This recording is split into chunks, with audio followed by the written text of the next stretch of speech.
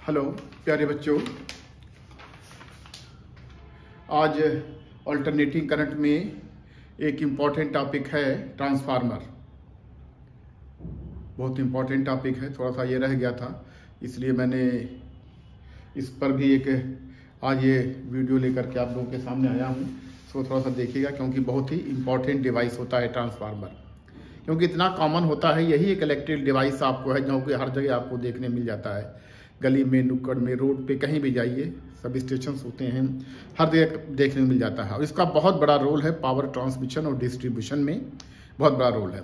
जिस तरह से जिस तरह से जनरेटर जो होता है, अल्टरनेटर होता है, पावर स्टेशन पे जनरेट करता है, मोटर जो है इलेक्ट्रिकल एनर्जी को मैकेनिकल एनर्जी में काम करती है, जिससे हम बहुत से काम करते हैं।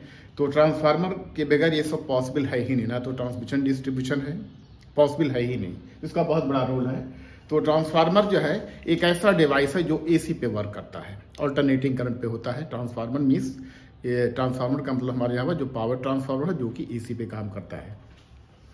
तो ठीक बेटा, देखिए मैंने यहाँ पे इसकी डेफिनेशन ट्रांसफार्मर जो होता है, तो ये transformer is a static device used either for raising or lowering the voltage of an AC supply with corresponding decrease or increase in current. It essentially consists, देखिए बेटा, ट्रांसफार्मर का जो काम होता है, जैसा कि ट्रांसफार्मर यानी ये ट्रांसफर करता है एनर्जी को, एक सर्किट से दूसरे सर्किट में ट्रांसफर करता है। तो जनरेट नहीं करता है, ट्रांसफर करता है। तो कैसे करता है? या तो वोल्टेज लेवल को कम करके या वोल्टेज लेवल को बढ़ा करके करता है।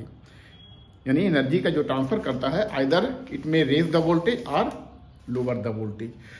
तो यही ट्रांसफार्मर का काम है, बाकी ट्रांसफार्मर का कोई काम नहीं होता है। क्योंकि जो पावर स्टेशन होता है जहाँ पर बिजली बनती है हमारी, वो बहुत ही कम वोल्ट की होती है, करीब 11,000 वोल्ट होती है, 2200 वोल्ट होती है, 22,000 वोल्ट तक होती है, जो कि काफ़ी कम मानी जाती है जनरेटिंग वोल्टेज, और सब कंट्रीज में तो काफ़ी ज़्यादा होती है। तो अगर हम इतने वोल्टेज पर पावर को हम ट्रांसमिट करेंगे पावर स्टेशन से, हमारे जो लोड होते हैं, जो सप्लाई होते हैं, जो कंज्यूमर होते हैं, तो इसमें ज़्यादातर पावर जो होता है क्या होता है, लॉस हो जाता है। इसलिए उस वोल्टेज यानी जनरेटेड वोल्टेज को हम क्या करते हैं, स्टेप अप करते हैं, यानी वोल्टेज को बढ़ाते हैं। तो ट्रांसफार्मर का काम यहाँ पर होता है, ट्रांसफार्मर वहाँ पर लगाया जाता है। यानी वहां पर काम क्या होता है ट्रांसफार्मर का, जो वोल्टेज जनरेट हुई है उसको बढ़ा देना, उसके वोल्टेज को बढ़ा देना, यानी इट में रेज द वोल्टेज, जो जनरेटेड वोल्टेज है इसको इंक्रीज कर देता है। तो ये हमारा काम करता है ट्रांसफार्मर सब स्टेशन पे जो लगा होता है पावर हाउस पे। उसके बाद जब वोल्टेज बढ़ जाती है, यानी 11,000 वोल्ट होती है, 1100 जो वोल्ट होती है, 11,000 वोल्ट जो होती है वो काफ़ी जो है वोल्टेज, इसको बहुत यानी 4,000 वोल्ट तक इसको, या 8,000 वोल्ट तक, या जो मैक्सिमम ट्रांसमिटिंग वोल्टेज हमारे कंट्री में है वो करीब 15,000 वोल्ट तक है, 15,000 वोल्ट तक है, 15,000 kV तक होती है। तो इस वोल्टेज को, इसको जो लोअरिंग और रेजिंग हुआ है वोल्टेज का, ये ट्रांसफार्मर के द्वारा ही ये सब संभव हो सका है।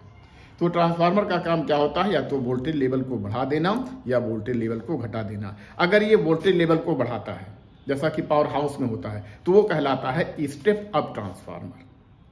अगर ट्रांसफार्मर वोल्टेज को बढ़ाता है तो उसे क्या बोलते हैं, स्टेप अप, यानी अप यानी ज्यादा कर देना। तो वोल्टेज अगर बढ़ रहा है तो स्टेप अप ट्रांसफार्मर, अगर वोल्टेज कम कर रहा है तो क्या काम होता है, तो उसको हम बोलते हैं स्टेप डाउन ट्रांसफार्मर। यानी अगर वोल्टेज बढ़ रही है तो स्टेप अप, अगर वोल्टेज ट्रांसफार्मर द्वारा घटाई जा रही है तो स्टेप डाउन ट्रांसफार्मर कहलाता है।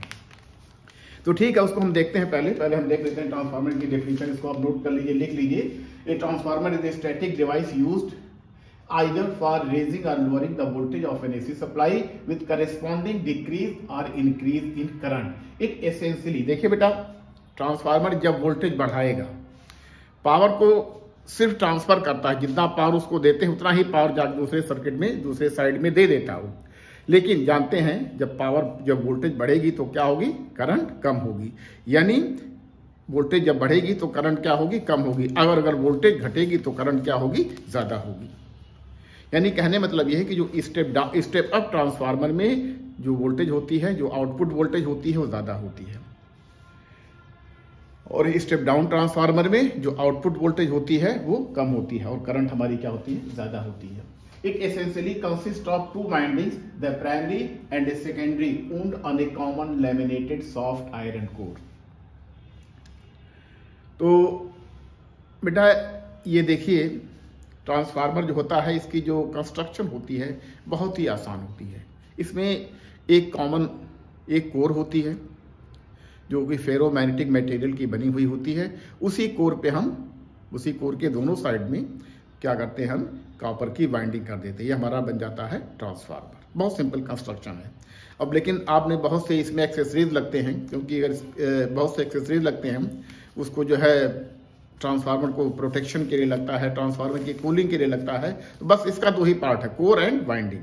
क्या देखिए मैंने डायग्राम में बनाया है यहाँ पे, ये देखिए, ये जो है बेटा ये कोर है, ये हमारी जो क्या है ये कोर है, जो दिखाया गया मैंने, ये क्या है ये कोर है, ये जो कि सॉफ्ट आयरन की बनी हुई होती है, सॉफ्ट आयरन की बनी हुई होती है, जो कि बहुत अच्छा फेरोमैग्नेटिक मटेरियल माना जाता है। फेरोमैग्नेटिक मटेरियल के ही बनाते हैं, ये स्टील की भी बना सकते हैं, लेकिन सॉफ्ट आयरन जो है उससे अच्छा फेरोमैग्नेटिक मटेरियल है। तो जनरली कोर को बनाने के लिए हम क्या करते हैं कि ये जो है सॉफ्ट आयरन लेते हैं, और इसी पर हमने देखिए इसी पे क्या किया गया है, ऐसे ही कॉपर की वाइंडिंग कर दी गई, ऐसे ही वाइंडिंग कर दी गई है। इसी तरह से ये जो है, जो जिस साइड में हम वोल्टेज को देते हैं, जिस साइड में हम वोल्टेज को देते हैं, इनपुट साइड, यानी इनपुट साइड को हम बोलते हैं प्राइमरी वाइंडिंग। प्राइमरी वाइंडिंग होती है जो इस तरफ, जो हमारी इनपुट साइड में जो वोल्टेज की जाती है, जिधर से हम सप्लाई देते हैं, उसको हम बोलते हैं प्राइमरी कॉइल या प्राइमरी वाइंडिंग। और जिधर हमको लोड लेना होता है उसको हम कहते हैं सेकेंडरी कॉइल या सेकेंडरी वाइंडिंग कहते हैं। ये जो वाइंडिंग होती है कॉपर की बनी हुई होती है। वाइंडिंग जो होती है कॉपर की बनी। कुछ लोग घटिया ट्रांसफार्मर बनाने के लिए जो क्या करते हैं, उसको अच्छी मतलब घटिया तो नहीं, मैं थोड़ा sorry, I am sorry for my words. तो ये जो ट्रांसफार्मर का जो वाइंडिंग होती है कॉपर की होती है, लेकिन कुछ लोग क्या करते हैं कॉपर की वाइंडिंग एल्यूमिनियम की वाइंडिंग कर देता है, जिससे ट्रांसफार्मर की क्वालिटी थोड़ा सा पुअर हो जाती है। तो लेकिन वाइंडिंग जो है हमें करना चाहिए कॉपर की, दोनों साइड में कॉपर की ही वाइंडिंग करनी चाहिए। अब जो ये कोर होता है बेटा, ये जो कोर होता है ये लेमिनेट करके बनाया जाता है। लेमिनेट करके बनाने के पीछे भी रीजन है, क्योंकि लेमिनेट का मतलब हुआ जैसे कि कोई इतना मोटा, हमें इतना मोटा, जैसे सपोज कर लीजिए इतनी मोटी कोर बनानी है, सपोज कर लिए, तो एक तरीका है कि इतना मोटा जो है आप सॉफ्ट आयरन ले लीजिए, कोर उसी बना लीजिए। लेकिन करते क्या है कि थोड़ा सा इसको जो है लेमिनेट करके बनाते हैं, यानी छोटी छोटी पत्तियां, पतली पतली सी पत्तियां काट करके, स्ट्रिप काट करके उसको एक के ऊपर इंसुलेट करके चिपकाते जाते हैं। तब जाकर के, जैसे किताब होती है, किताब में हजारों पेज होते हैं, सैकड़ों पेज होते हैं, तो जाके इतनी मोटी सी किताब बनती है। उसी तरह से अगर इतनी मोटी बनानी है, आपको सॉफ्ट आयरन कोर बनानी है, तो पतले स्ट्रिप्स काट करके उसको इंसुलेटिंग किसी मटेरियल से, जनरली वार्निश से उसको चिपका देते हैं, और उसी पर हम क्या करते हैं वाइंडिंग कर देते हैं। जैसे देखिए, जब तक देखिए ध्यान रहे कि जो ये कोर बनी हुई है हमारा, जो मैंने बनाया है, इसमें इसका एरिया ऑफ क्रॉस सेक्शन एक जैसा नहीं लग रहा है, लेकिन जो सॉफ्ट आयरन कोर, जो सॉफ्ट आयरन मटेरियल की जो कोर लेते हैं, उसका area of cross section uniform होता है, यानी हर जगह उसका एरिया यूनिफॉर्म होना चाहिए।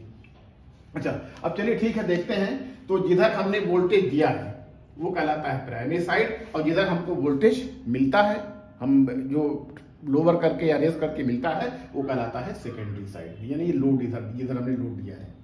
जनरली होता क्या है कि प्राइमरी सेकेंडरी जो होता है ये इनपुट पे डिपेंड करता है। अगर एक ही ट्रांसफार्मर हमारे पास, जैसे अगर हमने इधर इनपुट दे दिया तो ये हमारा प्राइमरी कहलाएगा, अगर हमने इधर इस साइड से इनपुट दे दिया, इधर आउटपुट ले लिया, तो हमारा ये प्राइमरी कहलाएगा। तो ठीक है, कोई बात नहीं, फिलहाल आप यही जानिए, ज़्यादा भी आपको जाना नहीं, क्योंकि ट्रांसफार्मर तो बहुत ही बड़ा टॉपिक है। ये इलेक्ट्रिकल इंजीनियरिंग के जो बच्चे होते हैं, जो इंजीनियरिंग करते हैं, उनको बहुत डिटेल में पढ़ाया जाता है, लेकिन आपको उतना नहीं पढ़ना है। फिजिक्स में जो आपके कोर्स में है उतना ही है। तो कहने मतलब ये है कि ट्रांसफार्मर जो होता है एक बहुत ही सिंपल डिवाइस है, जिसमें एक soft iron material, soft iron की कोर होती है, इसी पर हम कॉपर की वाइंडिंग कर देते हैं, और जिस साइड में हम वोल्टेज देते हैं वो हमारा कहलाता है प्राइमरी साइड, और जिधर हमें वोल्टेज मिलता है आउटपुट साइड, उसको हम बोलते हैं सेकेंडरी साइड। तो ठीक है, और ये जो कोर जो इस पे जो हम ये बनाते हैं, ये जो इस पे जो तार लपेटते हैं वाइंडिंग करने के लिए, कॉइल लपेटने बहुत ही टाइटली किया जाता है, यानी जितना टाइट आप लगा सकते हैं, जितना टाइट आप बांध सकते हैं। अब तो ये मैनुअली नहीं होता है, कॉइल वाइंडिंग मशीन आती है, उसी से हमें वाइंडिंग होती है, बहुत ही टाइट वाइंडिंग की जाती है। टाइट इसलिए की जाती है ताकि कोई टेक्निकल रीजन इसके पीछे भी है, अभी हम आपको डिस्कस करते हैं इतनी टाइट वाइंडिंग क्यों की जाती है। तो बेटा ठीक है, तो देखा आपने ट्रांसफार्मर क्या है कि ट्रांसफार्मर एक डिवाइस है जो एसी वोल्टेज को रेस करता है या डाउन करता है frequency without making any change in the frequency. और पावर का क्या होता है, ये पावर को एक सर्किट से दूसरे सर्किट में ट्रांसफर करता है विदाउट चेंजिंग द फ्रीक्वेंसी। और पावर लॉस भी होता है, कुछ लॉस भी होता है, क्योंकि जाहिर सी बात है कोई मशीन है तो जनरली ट्रांसफार्मर में क्या होता है, कोई स्टैटिक डिवाइस है, क्योंकि इसमें कोई घूमने वाला पार्ट नहीं होता है, इसलिए इसकी इफिशियंसी जो होती है और सब मशीनों के कंपेरिजन में, यानी मोटर, जनरेटर या और सब डिवाइसेज कंपेरिजन में बहुत ज़्यादा होती है। यानी कुछ ट्रांसफार्मर तो 99% तक इफिशिएंट होते हैं। तो जो प्राइमरी साइड है इसको हम सेंडिंग एंड भी कहते हैं, क्योंकि यहाँ से वोल्टेज सेंड की जा रही है। और ये जो वोल्टेज जहाँ पे हम इसको आउटपुट लेते हैं वो कहलाता है रिसीविंग एंड भी कहलाता है। यानी प्राइमरी सेकेंडरी को हम प्राइमरी क्या कहते हैं, इसको हम सेंडिंग एंड और रिसीविंग एंड भी कहते हैं। ये तो देखा आपने। और ये होता है जनरली दो तरह का होता है, अगर वोल्टेज को बढ़ाएगा तो ये कहला, अगर वोल्टेज को सेकेंडरी साइड में ज्यादा मिले तो हमें कहलाएंगे step down, step up transformer. अगर वोल्टेज सेकेंडरी साइड में कम हो रही है तो उसको हम कहेंगे स्टेप डाउन ट्रांसफार्मर। तो ठीक है, अब इसका जो बेसिक प्रिंसिपल है बेटा, जैसे हम फैराडेज लॉ पढ़ते हैं कि when there is change in magnetic flux and EMF induced, तो वही प्रिंसिपल है, यानी म्यूचुअल इंडक्शन का प्रिंसिपल है। तो a transformer works on the principle of mutual induction. Transformer जो करता है म्यूचुअल इंडक्शन के सिद्धांत पर काम करता है। यानी जब एक सर्किट में करंट लिंक चेंज होती है तो दूसरे उसका जो नेबरिंग सर्किट है उसमें ऑटोमेटिकली ईएमएफ जनरेट हो जाता है। ये हमारा क्या कहलाता है, म्यूचुअल इंडक्शन। यानी म्यूचुअल इंडक्शन तो ये हुआ कि when the magnitude of the current link with one circuit changes and EMF is induced in the neighbouring circuit. यहाँ पे देखिए, यहाँ पे जो हमने सप्लाई दिया है, जो चेंजिंग करंट हुई है, अल्टरनेटिंग करंट हुई है, इसके नेबरिंग सर्किट ये है, तो इसमें ऑटोमेटिकली ये वोल्टेज को जनरेट करेगा ये। तो लेकिन ये ध्यान रहे कि a transformer is used only in AC, not for DC. ये सिर्फ एसी के लिए यूज होता है, डीसी के लिए इसका हम यूज नहीं कर सकते। कई बार एग्जाम में भी आया भी है कि हालांकि न्यूमेरिकल फॉर्म में था कि एक ट्रांसफार्मर के प्राइमरी हमने डीसी वोल्टेज दिया है 100 वोल्ट, तो सेकेंडरी साइड में कितना वोल्टेज मिलेगा, तो सेकेंडरी साइड में जो डीसी देने पर उसको 0 मिलेगा। हालांकि कुछ सेकंड के लिए मिल सकता है, लेकिन that is for the transient period है। स्टेडी पीरियड में तो हमेशा 0 ही वोल्टेज रहेगी ट्रांसफार्मर की डीसी देने पर। तो चलिए ठीक है, हम इसको जो है थोड़ा ट्रांसफार्मर को और देख लेते हैं, उसका जो वर्किंग देख लेते हैं। यानी इसका जो वर्किंग प्रिंसिपल है म्यूचुअल इंडक्शन पर बेस्ड होता है ये, और उसका संरचना बहुत ही आसान है। लेकिन ये रखिएगा, जो मैंने जो ये बनाया बेटा, ये थोड़ा सा यूनिफॉर्म नहीं बना है, लेकिन जो area of cross section of the core है क्या है, ये यूनिफॉर्म है, यूनिफॉर्म होना चाहिए। अच्छा, अब इसकी हम वर्किंग थोड़ा देखते हैं कैसे ट्रांसफार्मर काम करता है। तो इसको आप चाहे नोट कर लिए, फिर इसको मैं मिटा देता हूं, मैं इसको आगे देखते हैं। चलिए मैं मिटा रहा हूं इसको।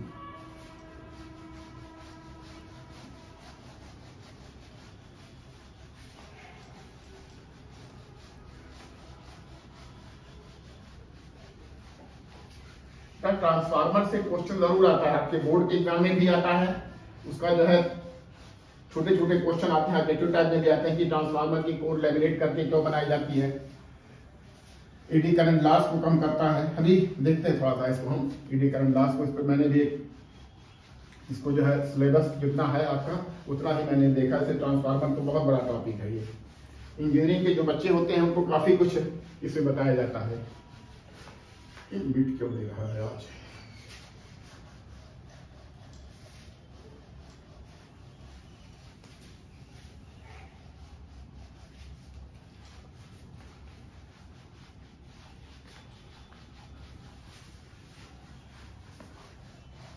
ट्रांसफार्मर जो है हर जगह आपको देखने को मिलता है, आपने देखा भी होगा ट्रांसफार्मर को।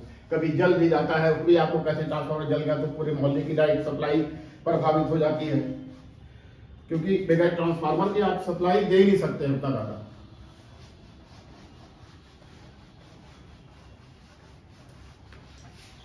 तो ठीक है, इसको हम थोड़ा सा देखते हैं ट्रांसफार्मर का जो है वर्किंग जो कैसे होती है। बेटा वर्किंग के लिए, ट्रांसफार्मर की वर्किंग के लिए, जैसा कि ये देखिए आप, ये हमारा है ये ट्रांसफार्मर, सपोज कर लीजिए ये हमारा क्या है, ये ट्रांसफार्मर है। इसका area of cross section uniform है। ये उसकी है कोर जो कि लैमिनेट करके बनाई गई है, लैमिनेट करके बनाई गई है।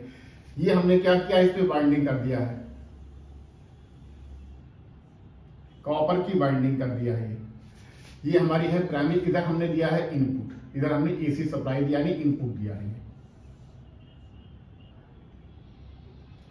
इधर हमारा मान लिया कि एनपी टर्न्स है, और इधर जो हमने बाइंडिंग किया है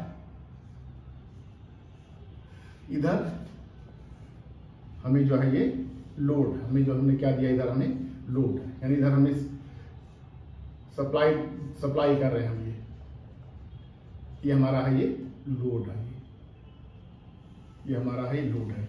इधर नंबर ऑफ टर्न्स जो है मान लिया प्राइमरी, ये हमारा प्राइमरी साइड, इधर हमने एसी सप्लाई दिया है यानी हमने वी दिया है, वी माने सप्लाई दिया है, प्राइमरी साइड नहीं दिया, एसी है ये, ऑल्टरनेटिंग करंट है। तो इधर हमें क्या मिलेगी, हमें इधर जो ये मिलेगा सेकेंडरी साइड में जो टर्मिनल वोल्टेज मिलेगी वो मान लिया कितना मिलेगी, बीएस मिलेगी। ठीक है, ये प्राइमरी साइड में नंबर ऑफ टर्न्स है, ये सेकेंडरी साइड का नंबर ऑफ टर्न्स है। जब हम इसमें सप्लाई देंगे, जब हम इसको हम एसी सप्लाई देंगे प्राइमरी साइड में, जब हम सप्लाई देंगे तो क्या होगा, इसके जो कोर है इसमें क्या होगा, मैग्नेटाइजिंग करंट फ्लो होगी, यानी जो कोर को मैग्नेटाइज करेगी और उससे क्या होगा, फ्लक्स डेवलप होगा, यानी कोर में क्या होगा, ये ऐसे ही फ्लक्स डेवलप होगा। कोर में क्या होगा, ये हमें फ्लक्स होगा, ये फ्लक्स डेवलप होगा। और ये जो फ्लक्स होगा चेंजिंग फ्लक्स होगा, क्योंकि हमें सप्लाई एसी है तो फ्लक्स भी जो होगा चेंजिंग फ्लक्स होगा, क्योंकि जो फ्लक्स होता है बेटा जब हम इसमें देते हैं, जैसे देखिए जब किसी भी, आपने पढ़ा होगा, जब किसी भी कॉइल में हम जो है करंट देते हैं, फेरोमैग्नेटिक मटेरियल की बनी होती है, उसमें एक मैग्नेटिक फील्ड बनती है, और उस फील्ड पे जो वैल्यू होती है mu naught n into I. यहाँ पर म्यू नॉट परमेबिलिटी है, n number of turns per unit length, I is the current flow, मतलब इसमें हमें आई पी करंट फ्लो हो रही है, आई पी करंट फ्लो हो रही है, तो आई है। तो अब ये जो मैग्नेटिक फील्ड है, अब जिस कोर की, जब कोर का एरिया है जानते हैं, जो तो इसकी वजह से क्या होगा, एक फ्लक्स डेवलप होगा, और ये जो फ्लक्स होगा ये होता है B into A, where A is the area of the core, ये जो हमारा ये एरिया ऑफ द कोर है। तो इस तरह से हुआ है, और ये जो फ्लक्स होगा ये कैसा होगा, चेंजिंग फ्लक्स होगा ये, यानी अगर ये टी है तो ये हमारा क्या होगा, ये फ्लक्स जो होगा, ये फ्लक्स मान लीजिए बी एम है, तो जो हमारा फ्लक्स जो होगा बी एम, यानी बी है, यानी मैक्सिमम फ्लक्स जो बी होगा ये होगा it will equal to B M sine omega T, यानी फ्लक्स होगा चेंजिंग होगा, time changing, variable changing with time वाला फ्लक्स होगा ये। अच्छा, ये फ्लक्स क्या क्या करेगा, प्राइमरी कॉइल में जो डेवलप हुआ है उतना ही फ्लक्स इस कोर से होते हुए सेकेंडरी में भी लिंक करेगा, उतना ही फ्लक्स जो क्या करेगा, सेकेंडरी से भी जो है लिंक करेगा, यानी जितना फ्लक्स प्राइमरी में है प्रोड्यूस हुआ है उतना हमें सेकेंडरी में भी हुआ है, provided there is no leakage of flux. ये भी होता है बेटा, जो प्राइमरी में फ्लक्स जितना डेवलप होता है उतना फ्लक्स सेकेंडरी साइड में नहीं पहुंच पाता है, क्योंकि फ्लक्स से कुछ लीकेज हो जाता है। इस लीकेज को कम करने के लिए, हालांकि लीकेज बहुत ही कम होता है क्योंकि बहुत ही स्ट्रॉन्ग फेरोमैग्नेटिक मटेरियल है, सॉफ्ट आयरन है, तो लीकेज बहुत कम होता है, लेकिन हम ये मान लेते हैं कि ट्रांसफार्मर हमारा क्या है, ये आइडियल ट्रांसफार्मर है, ये आइडियल ट्रांसफार्मर है, means there is no leakage of flux, there is no leakage of flux का लीकेज नहीं है, यानी जितना फ्लक्स प्राइमरी में प्रोड्यूस हुआ है उसे पॉसिबल नहीं होता कि कुछ ना कुछ फ्लक्स लीक करके कोर से बाहर चले जाते हैं, कुछ ना कुछ फ्लक्स क्या होते हैं, कोर से बाहर चले जाते हैं। ठीक है, हमने ये अज्यूम कर लिया कि ट्रांसफार्मर हमारा आइडियल है जिसमें कि फ्लक्स लीकेज नहीं हो रहा है। तो अब ये जो फ्लक्स हुआ है, देखिए इसमें जो फ्लक्स प्रोड्यूस हुआ फाई, ये फ्लक्स पाई जो है, यही फ्लक्स क्या करेगा, प्राइमरी साइड की कॉइल को भी लिंक करेगा और यही सेकेंडरी साइड को भी लिंक करेगा। अब ये जो फ्लक्स लिंकेज होगा ये डिपेंड करेगा हमारा किस पे, नंबर ऑफ टर्न्स पे, यानी जो हमारा जो एक तरह से देखा जाए फ्लक्स जो है ये फ्लक्स पर कॉइल है, एक तरह देखा जाए फ्लक्स पर कॉइल है ये। तो total flux linked, total flux linked with primary, phi है फ्लक्स लिंकिंग पर कॉइल है, तो नंबर ऑफ टर्न कितना है, एनपी है, ये कितना है, ये एनपी है, और फ्लक्स कितना है, फाई है। तो टोटल फ्लक्स लिंक हुआ है। और ये कैसा है, चेंजिंग विद टाइम है। इसलिए क्या करेगा, प्राइमरी साइड में हमने जो वोल्टेज दिया है वीपी जो सप्लाई किया है, इसके कारण एक वोल्टेज यहाँ पर इंड्यूस होगा, इसको हम बोलते हैं ईपी कहेंगे। हम क्या कहेंगे, ईपी, यानी EP is equal to d n p phi upon D t, minus होगा minus sign as per the Lenz law. Lenz law लिखा पाते ये निगेटिव साइन लगाएंगे। लेंज लॉ हम लोगों ने पहले पढ़ा है इलेक्ट्रोमैग्नेटिक इंडक्शन में। यानी इसको हम कह सकते हैं N P into D five upon D T हो जाएगा, यानी इतना वोल्टेज इंड्यूस्ड होगी प्राइमरी साइड में। अच्छा, और ये जो फ्लक्स लिंक जो है प्राइमरी साइड में है एनपी, फ्लक्स चूंकि दोनों इधर पर कॉइल यदि फ्लक्स है 5p, इधर फ्लक्स पर कॉइल इतना ही है। अब लेकिन फ्लक्स डिपेंड करेगा नंबर ऑफ टर्न्स पे, या उसका नंबर ऑफ टर्न्स पे। इसी तरह से हम कह सकते हैं जो सेकेंडरी साइड में जो ईएमएफ इंड्यूस होगा ये होगा minus N S into D five on D T होगा ये। क्योंकि जो हमने एसी सप्लाई दिया है, एक बार फिर समझ लीजिए इसका जो वर्किंग है, जो हमने सप्लाई दिया है प्राइमरी साइड को दिया है, इसमें एक मैग्नेटाइजिंग करंट डेवलप करेगा, मैग्नेटिक करंट प्रोड्यूस होगी, जिसके कारण मैग्नेटिक फ्लक्स होगा। मैग्नेटिक फ्लक्स की वैल्यू जो होगी वो भी साइनोसाइडल फ्लक्स ही होगा, चेंजिंग विद टाइम होगा। और यही फ्लक्स क्या करेगा, प्राइमरी साइड को अगर लीकेज नहीं हो रहा है तो जितना फ्लक्स इस साइड में है उतना ही फ्लक्स हमारा इस साइड के कोर में है। और अब ये डिपेंड करता है कितने नंबर ऑफ टर्न्स हैं। तो अगर प्राइमरी साइड में हमारे पास एनपी टर्न तो टोटल फ्लक्स लिंक तो हो जाएगा एनपी इंटू 5 फ्लक्स है। इसी को डिफरेंशिएट कर दीजिए जैसा कि है Faraday's laws of electromagnetic induction है by applying the Lenz's law. तो जो ईएमएफ इंड्यूस होगा प्राइमरी साइड में ये हो जाएगा एनपी, यहाँ number of turns d5 by dt। Similarly the secondary side, यानी वोल्टेज इंड्यूस्ड, ये है voltage induced, voltage induced in primary and secondary, secondary है। तो बस ये आपका यही हमारा है। हालांकि जो एक्सप्रेशन होता है, जो कंप्लीट एक्सप्रेशन होता है बेटा, ये फ्रीक्वेंसी पर भी डिपेंड करता है, उसकी वैल्यू कुछ इस तरह से होती है जो कि आपको ये नहीं पढ़ना है। EP = 4.44 F5 इंटू NP ये होता है। ऐसे सेकेंडरी साइड में हो जाएगा 4.45 F, यानी फ्रीक्वेंसी नहीं चेंज हो रही है, सिर्फ किस पे डिपेंड कर रहा है, नंबर ऑफ टर्न्स पे। यानी जो ईएमएफ जनरेटेड है अब सिर्फ डिपेंड कर रहा है ट्रांसफार्मर में किस पे, नंबर ऑफ टर्न्स पे। अगर इन दोनों इक्वेशन को थोड़ा सा के साथ अगर हम लिखना चाहते हैं तो इसको हम लिख सकते हैं क्या, दोनों ये मान लीजिए इक्वेशन नंबर 2 है, ये इक्वेशन नंबर 1 है। तो with the help of equation 2 and 1 we can write N ES upon ET, यानी voltage induced to the secondary side divided by the voltage induced to the primary side is equal to NS upon NP ये होगा। यानी directly पर जितना ही number of turns होगा transformer में उतना ही वोल्टेज होगा, ये उतना ही वोल्टेज ज्यादा होगा या कम होगा, ये किस पे डिपेंड करता है, नंबर ऑफ टर्न्स पे।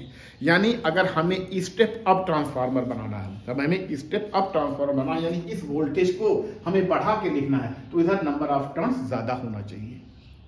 और अगर हमें स्टेप डाउन बनाना है तो हमें वोल्टेज कम है तो इधर नंबर ऑफ टर्न्स क्या होना चाहिए, ज्यादा होना चाहिए। चलिए ठीक है, तो एक तरह से बहुत इंपॉर्टेंट इक्वेशन है, जो न्यूमेरिकल आपके जो है इसी पर आते हैं, ये होते हैं। तो अच्छा, एक बात ये ध्यान दीजिएगा कि जो ये इक्वेशन है ये ईएमएफ जनरेटेड है, ये ईएमएफ जनरेटेड है, जो ईएमएफ इंड्यूस हुआ है। अगर हम इस पे जैसे देखा हमने वीपी अप्लाई किया है, जनरली होता क्या है कि जो हमारा ये EP जो होता है, EP जो होता है approximately equal to terminal supply voltage, यानी टर्मिनल वोल्टेज, और ES जो होता है सेकेंडरी साइड का जो voltage approximately equal to terminal voltage of the secondary side. Approximately होता, नॉट एग्जैक्टली। तो ठीक है, हम एक आइडियल ट्रांसफार्मर मान रहे हैं जिसमें हम देख सकते हैं कि EP = VP। यहाँ पे VP टर्मिनल वोल्टेज जो हमने सप्लाई दिया है, यहाँ पे AC सप्लाई दिया है, और यहाँ पर EP जनरेट हुआ है, यहाँ पे हमें क्या है, ये EP जनरेट इंड्यूस हुआ है, नॉट इंड्यूस कहिए इसको, इंड्यूस्ड हुआ है। ऐसे ही सेकेंडरी साइड में इधर वोल्टेज हमारा ES हमें क्या हुआ है, ये इंड्यूस्ड हुआ है। तो ठीक है, इतना जो है अब ये है आइडियल ट्रांसफार्मर की हम बात कर रहे हैं। रियल ट्रांसफार्मर की बात तो रियल ट्रांसफार्मर एक्चुअली में कुछ अलग होता है, क्योंकि उसमें ज़रूर कुछ ना कुछ लॉसेज होते हैं। जैसा कि हमने एज्यूम किया कि फ्लक्स लीकेज कुछ है ही नहीं, जबकि कितना भी अच्छी कोर ले लीजिए, हालांकि सॉफ्ट आयरन कोर ली गई जो कि बेस्ट फेरोमैग्नेटिक मटेरियल माना जाता है, ये उससे तभी भी उसमें कुछ ना कुछ फ्लक्स लीकेज हो जाते हैं। लेकिन फिलहाल आप आइडियल ट्रांसफार्मर लीजिए, इसमें एज्यूम कीजिए कि कोई भी फ्लक्स लीकेज नहीं है। अच्छा ठीक है, ये हो गया है हमारा। अब आगे देखते हैं कि और क्या होता है। अच्छा, अब हमने एज्यूम किया है कि ट्रांसफार्मर हमारा आइडियल है, इसको मैं मिटा रहा हूं।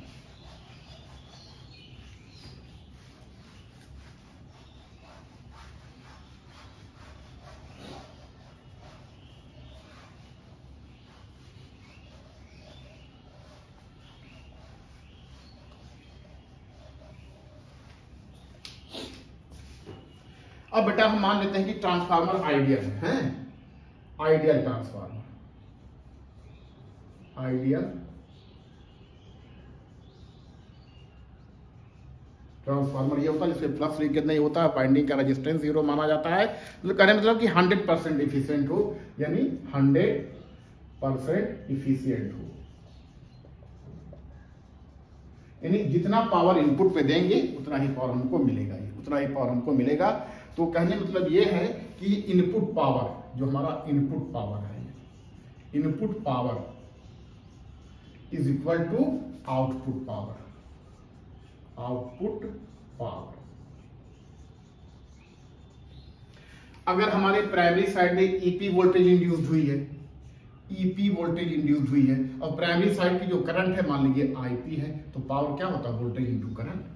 This is equal to E secondary side का जो वोल्टेज है और सेकेंडरी साइड का जो है करंट है। तो इससे एक रिलेशन ये निकल करके आता है कि E P upon E S is equal to I S upon I P, I P. या इसको ऐसे देखिए कि जो हमारा ये ई एस था और ई पी था, इज इक्वल टू ये हो गया हमारा I P upon I S is equal to N S upon N P, N S upon N P.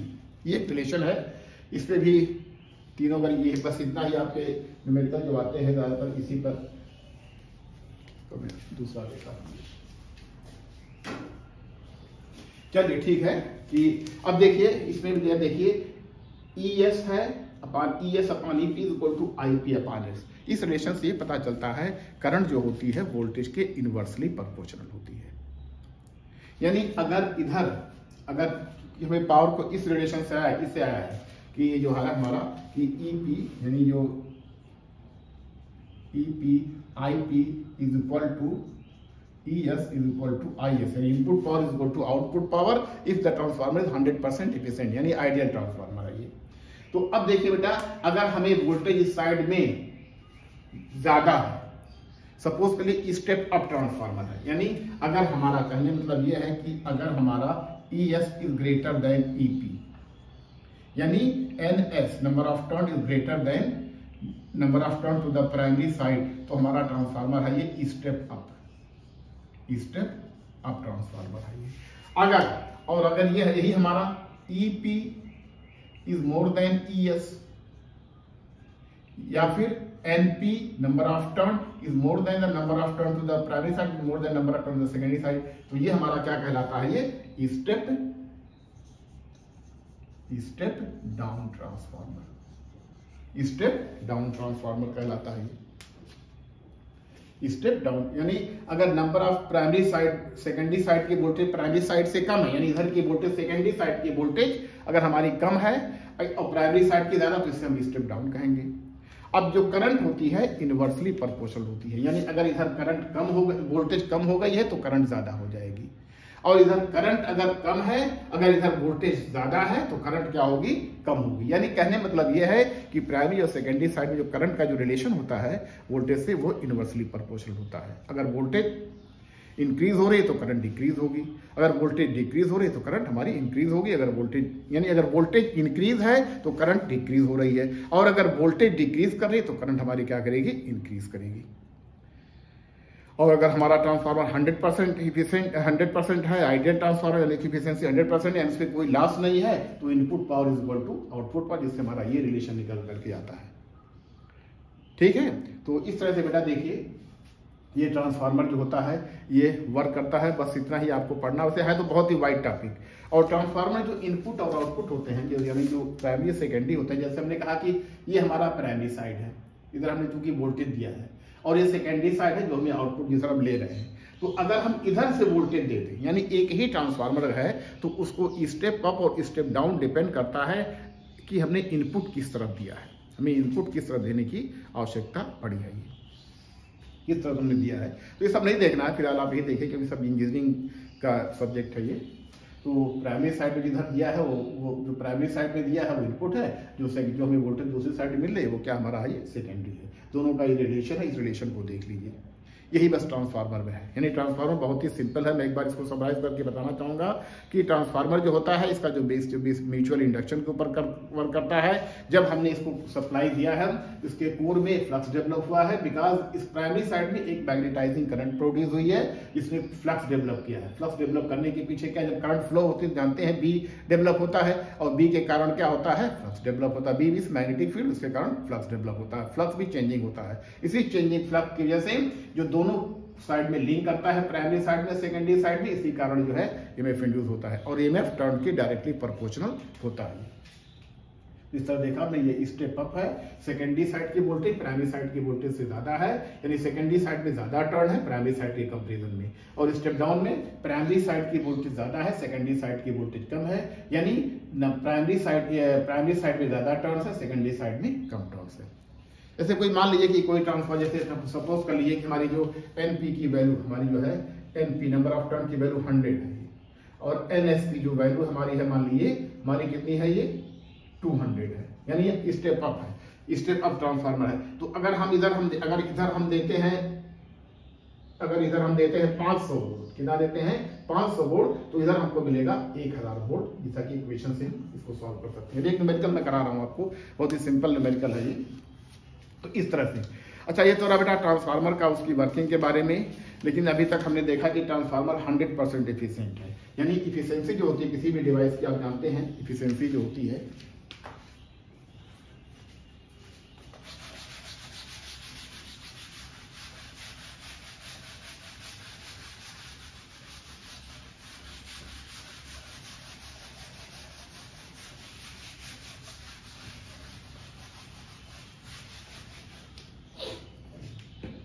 जो इफिशिएंसी होती है,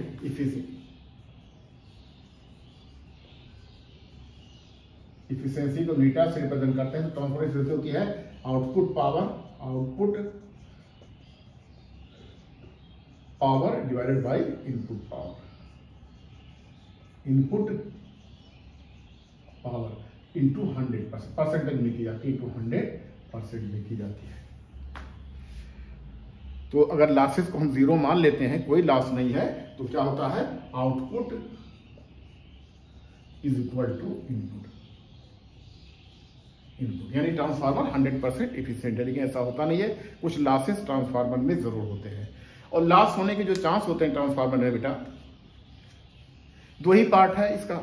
एक है, इसको हम थोड़ा लॉसेस के बारे में देख लेते हैं।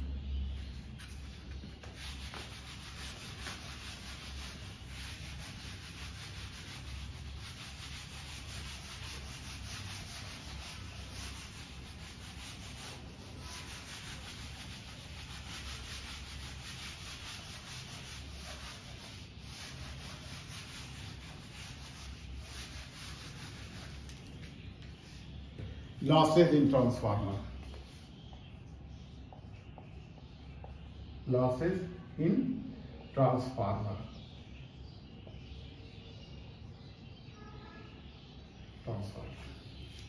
ट्रांसफार्मर के मेनली 2 पार्ट हैं, कोर है और वाइंडिंग है। कोर जो होती है सॉफ्ट आयरन की बनी होती है। कोर जो होती है ये सॉफ्ट आयरन की बनी होती है, सॉफ्ट आयरन। की बनी होती है, और ये क्या होती है, वाइंडिंग होती है। ये वाइंडिंग होती है जो कि मेड ऑफ कॉपर की बनी हुई होती है। तो इन्हीं दोनों में लॉस होता है बेटा, इन्हीं दोनों में लॉस होता है। ट्रांसफार्मर की कोर में लॉस होगा, क्योंकि कोर जो बनी होती है ये होती है हमारी आयरन की बनी होती है, इसलिए हम इसको आयरन लॉस भी कहते हैं। जो कोर में जो लॉस होता है इसको हम कोर लॉस बोलते हैं, सॉफ्ट है, या इसको हम क्या बोलते हैं, आयरन लॉस भी बोलते हैं, आयरन लॉस भी बोलते हैं। और जो वाइंडिंग में जो लॉस होता है जो कॉपर की बनी होती है इसको हम बोलते हैं कॉपर लॉस भी बोलते हैं, कॉपर लॉस भी बोलते हैं। तो इंक जो है खत्म हो रही है।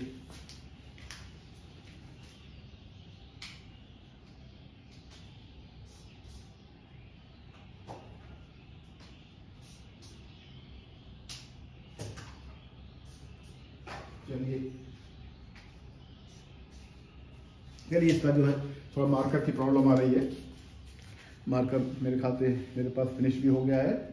तो चलिए ठीक है, देखते हैं बेटा। तो जो लॉस होता है ट्रांसफार्मर, अभी तक हमने माना कि 100% एफिशिएंट है, जिसमें कोई लॉस नहीं है, लेकिन एक्चुअल में कुछ लॉस जरूर होता है। और लेकिन और मशीनों के कंपेरिजन में, जनरेटर और मोटर के कंपेरिजन में ट्रांसफार्मर में लॉस कम होता है, क्योंकि इसमें कोई रोटेटिंग पार्ट नहीं होता, पूरा स्टैटिक डिवाइस है।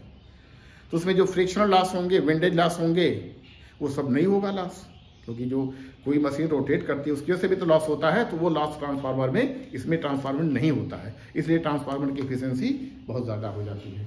तो उसके दोनों पार्ट में, यानी कोर में भी लॉस होगा और हमें वाइंडिंग में भी लॉस होगा। तो जो कोर में लॉस होने के चांस रहते हैं बेटा, देखिए कोर में फ्लक्स होता है, तो एक होता है फ्लक्स लीकेज की वजह से लॉस हो सकता है।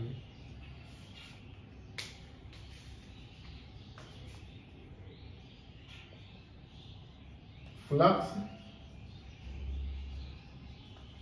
लीकेज की वजह से लॉस हो सकता है। अभी तक हमने माना था ना कि आइडियल ट्रांसफार्मर था, फ्लक्स लीकेज नहीं हो रहा था, लेकिन कोर से जो फ्लक्स पैदा होता है, जो डेवलप होता है, उसमें कुछ ना कुछ लॉस हो जाता है, यानी कुछ ना कुछ बाहर निकल आता है। इससे पूरा का पूरा फ्लक्स जो प्राइमरी में प्रोड्यूस हुआ है सेकेंडरी में नहीं पहुंच पाता है, तो इसे होता है फ्लक्स लीकेज बोलते हैं। तो इसको बेटा, इसकी वजह से क्या होता है, फ्लक्स लीकेज की वजह से क्या होता है कि हमारा जो है लीकेज इम्पीडेंस आता है, लीकेज इम्पीडेंस आता है। फ्लक्स की वजह से लीकेज होता है, फ्लक्स लीकेज इम्पीडेंस आता है, जिसकी वजह से वोल्टेज लॉस होता है। इसको कम करने का तरीका यह है कि सॉफ्ट आयरन की कोर लीजिए। कम तो नहीं, जीरो तो नहीं कर सकते, लेकिन मिनिमाइज कर सकते हैं। इसको जो है फ्लक्स को मिनिमाइज करने के लिए सॉफ्ट आयरन की कोर ले लिए, जो हमने लिया ही है।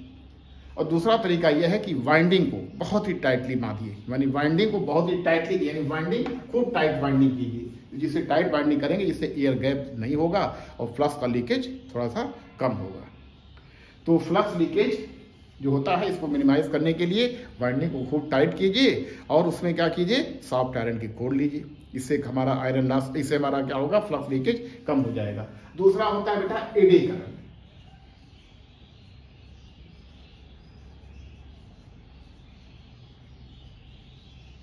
Eddy current, eddy current loss, eddy current loss होता है। एडी करंट लॉस तो होगा, क्योंकि जब भी कोई सॉलिड में, जब भी कोई मटेरियल होता है उसमें चेंजिंग फ्लक्स प्रोड्यूस होगा, तो उसमें कुछ ना कुछ लॉस जरूर होगा, जो कि होता ही है, क्योंकि आयरन की बनी होती है। हालांकि इसीलिए इसको हम लैमिनेट करके बनाते हैं। इसका जो रीज़न है कि कोर को लैमिनेट कर, यानी एक सॉलिड कोर की जगह पे हम पतले पतले स्ट्रिप काट करके एक इंसुलेटिंग मटेरियल चिपकाते हुए जाते हैं, जिससे कि दो फायदा होता है कि कोर जो है लेमिनेट रहती है, उसके बीच में इंसुलेटिंग मटेरियल रहता है, जिससे कि एडी करंट कम प्रोड्यूस होती है। तो इससे क्या होता है, लॉस हमारा कम हो जाता है। तो एडी करंट को मिनिमाइज करने के लिए हमें लैमिनेटेड कोर का यूज करेंगे। देखिए बहुत एग्जाम में आता है, बोर्ड के एग्जाम में भी आता है और मीट में आता है कि एडी करंट लॉस कैसे कम किया जाता है। इसके 2-3 रीजन दिए रहते हैं। एक तो यह है कि उसको स्ट्रिप काटिए, और दूसरा क्या है कि उसको हम स्ट्रिप काट करके उसको जो है ये उसको स्ट्रिप का पतली पतली स्ट्रिप काट के इंसुलेशन से उसको जोड़ दीजिए, चिपका दीजिए। और दूसरा क्या है कि हमें सॉफ्ट आयरन की कोर लीजिए, यानी स्टील की जगह अच्छा है कि हम क्या लें, सॉफ्ट आयरन की कोर लें। अच्छा, दूसरा होता है हिस्टेरिसिस लॉस, हिस्टेरिसिस लॉस।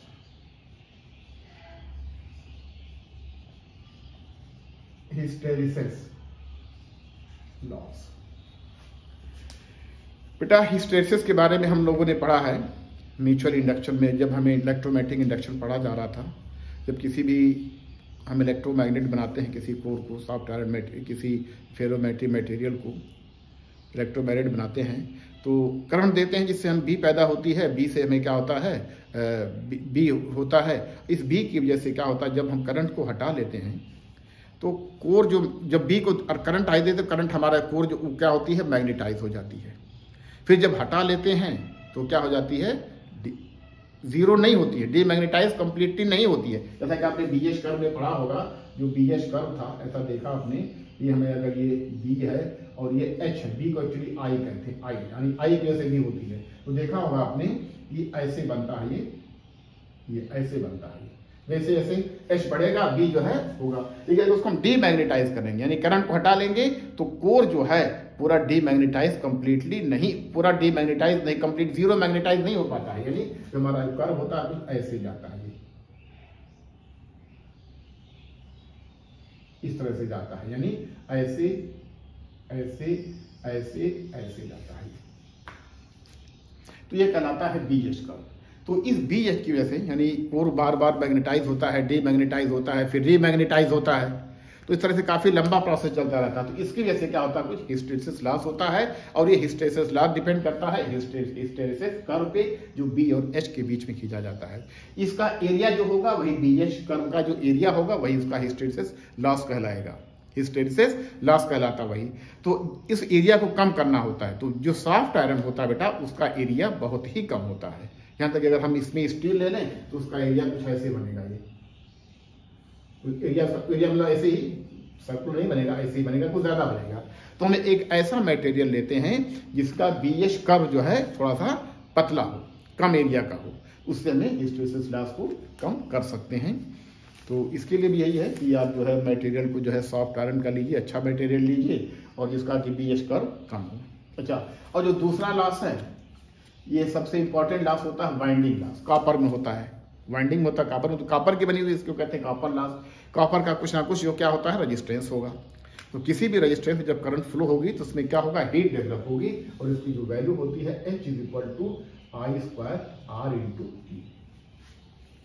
तो करंट तो बेटा लोड पे डिपेंड करेगी, करंट किस पे डिपेंड करेगी, लोड पे डिपेंड करेगी। अब रहा सवाल रेजिस्टेंस। अगर रेजिस्टेंस को हम कम कर दें तो रेजिस्टेंस को कम कर दें तो हमें हीट लॉस क्या होगा, हमारा कम होगा, हीट लॉस हमारा कम होगा।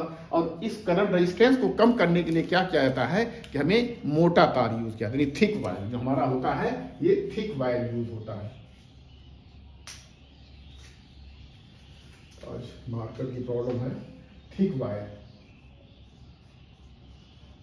Thick wire, thick wire means मोटा तार, थिक वायर मीन्स मोटा तार जो होता है, ये है मोटा तार लेते हैं, मोटा तार लेते हैं, क्योंकि तार का जो रेजिस्टेंस होता है जानते हैं, R = L/A होता है। ए इज द एरिया, मोटे तार का एरिया ज्यादा होगा तो रेजिस्टेंस क्या होगा, कम होगा।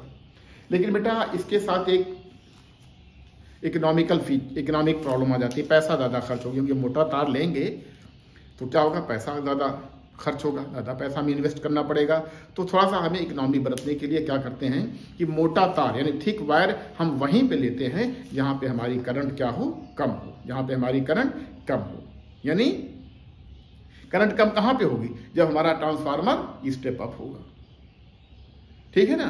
तो जब हमें करंट कम करना है तो मोटा तार लेंगे, और मोटा तार वहीं पे लेंगे जहाँ पे हमें वाइंडिंग,